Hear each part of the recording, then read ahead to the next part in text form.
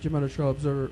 Greg, from your perspective in the car as the driver and from your perspective on the pit box, how many times did you guys go through with all of the red flags, weather situations, just rain? How many times did you think the race was about to end or could end, and then we actually ended up running the full distance? Well, I'll tell you that I'm not superstitious, but this has happened to me I don't know how many times. I'm sitting there in fourth, and I'm going, starting to rain, and I see the 5 cars a few spots back, and the 33. Those are the guys I'm racing for the chase. And I'm like, man, I just hope this thing rains out. You know, we can get a good top 5 and get out of here. And then we have a pit stop. We're getting ready to go green, and then it stops. And we're sitting there, and the 77's the leader, and I'm second. And I'm like, well, this wouldn't be bad, but I might want to get – it's a long ways to go still. There's a lot of racing left, but I'm thinking to myself, this wouldn't be bad if I ended up second. And, you know, so then off we go again. And, you know, I was fairly comfortable that I'd be able to beat the 77 on no tires, you know, with my 2, and my car was pretty decent. So I felt like that, but I didn't, you know, if there had been some more cautions, my car was pretty fast. I mean, I was running, you know, I could beat the, and who knows if he was running as hard as he could, I could beat the 14 on lap time if I wanted to.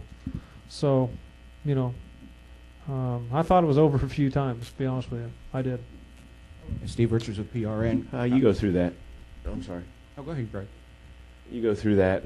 You know, we're getting better and better at looking at this weather, and it's not an easy call to make. But, you know, you look at what the guys are going to do around you. You know about where you're at in your fuel window. You know you can or can't make it to the end on gas. So you're committing to pitting at least for gas, and whether it's gas only or right sides, you know, pretty much a lot of it was straight up. I mean, the final call for, we knew, you know, last week I didn't think that there would be as many cars that put 2 on. We figured there'd be a couple.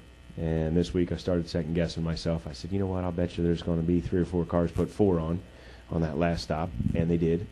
You know, between, I guess it was the 14, the 29, and one other one there. But they all lined up in a row on 4 tires. And I said, boy, oh boy, you know, if they come on through that field on 4 tires and get up there and win this race, you know, we're really going to feel bad. But it just didn't work out. So pretty happy. Steve Richards with PRN. First of all, congratulations. One for each of you. Greg Biffle, first of all, this breaks a 64-race winless streak. Can you talk about what this means to you personally, and for Greg Irwin, what it means for the team as you guys are battling to stay, you know, in the hunt for a championship? Yeah, I mean, you know, it's I never doubted myself whether I had the ability to you know, win at this level. I guess sometimes you can start doing that, but I never did. I just was frustrated that we haven't capitalized on some of the opportunities we've had. I've made a mistake. We put 2 on, should have put 4. We put 4, should have put 2. You know, Kansas last year, we were kicking our butt and just decided, heck, put 4 on. No, you know, we got the fastest car, and you know, I was too loose to beat them, and we lost that race. And last week, you know, so I knew that I hadn't given up, you know, faith that we'd be able to get back in victory lane, and you know, didn't anticipate, although we do run good here, didn't anticipate it being here. I was thinking that, you know, Michigan, Bristol, Atlanta, those are some of our good racetracks, you know, coming up into the chase. So hopefully we might get a couple more before Richmond. Bill Fleischman, Philadelphia Daily News. For Greg Irwin, Hey, Bill. from here, what did this mean to you, and did you have any family or friends here? It turns out I did. My brother here. I brought my son up with me this weekend. It was kind of nice. And 2 races a year here. I normally get to see my mother a couple times. I didn't get to see her yet this weekend. But yeah, it's cool. You know, as a little kid, I used to come up here and hang out with my dad and my uncles. And like I was here the day that Tim Richmond won that his comeback race here, and used to watch Kelly Yarborough zing around here, and thought it would be pretty cool to do that someday. But who knew? You're a little kid at then, you know, really. But it was great for my son to be able to see this. He's never, he doesn't get to come with me much, and you know, he misses out on a lot. So I'm pretty happy for him. I think he thinks this is pretty cool. Okay, we're going to go upstairs next. Reed Spencer with Sporting News. Greg, when you were talking about shifting in the corners and hitting the rev chip, what was the meeting where they told you not to do that, and why did you choose to ignore that advice? Last week at Indy, we had a discussion about running the car on the rev chip, and they want us to come off the throttle instead of running it right up against the rev chip.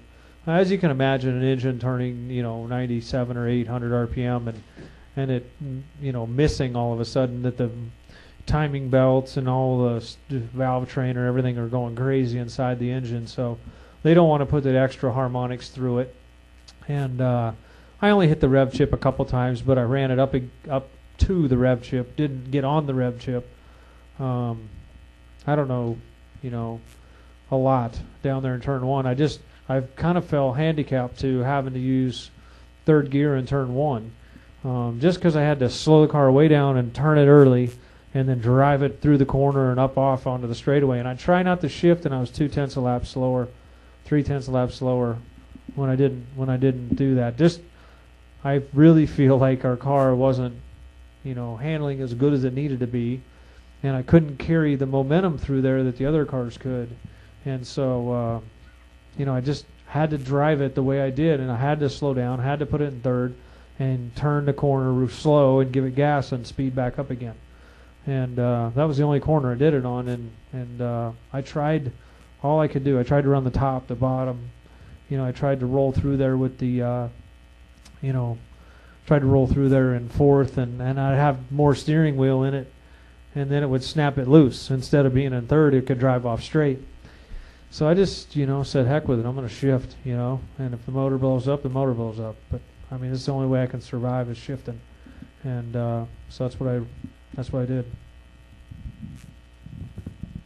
Okay, is there something else upstairs? Yeah, it's Jay Pennell with front stretch and all left turns. Really just a clarification. How many times did you guys take 2 tires on pit road? I think it was twice.